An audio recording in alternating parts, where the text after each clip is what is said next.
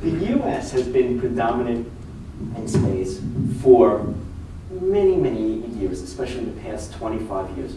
Why has China and Russia been able to catch up so quickly and establish themselves as a major space powers?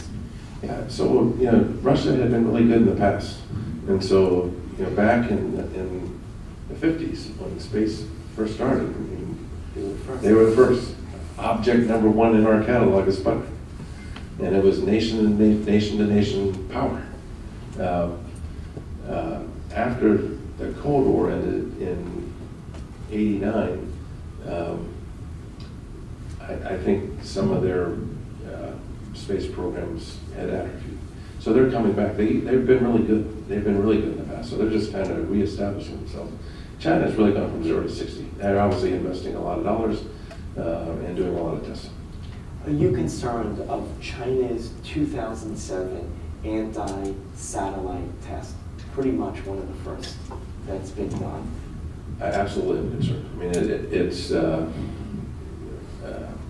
they blew they shot a missile off the ground, a direct descent ASAT up and blew up one of their weather satellites, blew it into 3,000 pieces.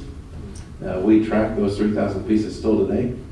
None of it has re-entered the orbit yet, re-entered orbit yet, or re-entered into the Earth. We track that and we provide warning to the world, like we do for every other object, collision warning. And in fact, we warned China that they're about to hit a piece of debris that they caused.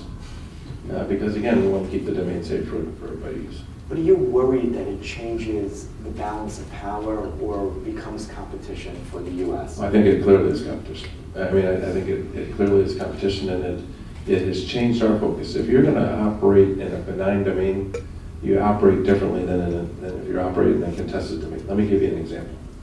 Let's pretend that this front row is the geosynchronous belt, and so you're 22,300 nautical miles high.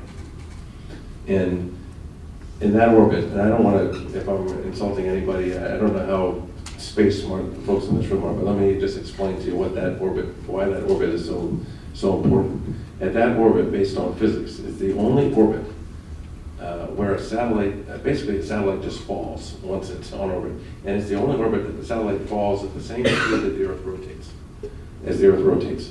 So as that happens, it gives the perception that the satellite's staying over one spot in the globe. If you're lower than that, the satellite goes faster, and if you're higher than that, the satellite goes slower. And so if you're watching DirecTV at home, and you're watching the Yankees, and you want to watch the full game, you're going to want a satellite in geostationary orbit, because that's the orbit that you will continue to have that signal. If it's lower than that, it's going to whiz by you, and if something is in low Earth orbit, you get about 9 minutes worth of utility on it every time it goes around the globe.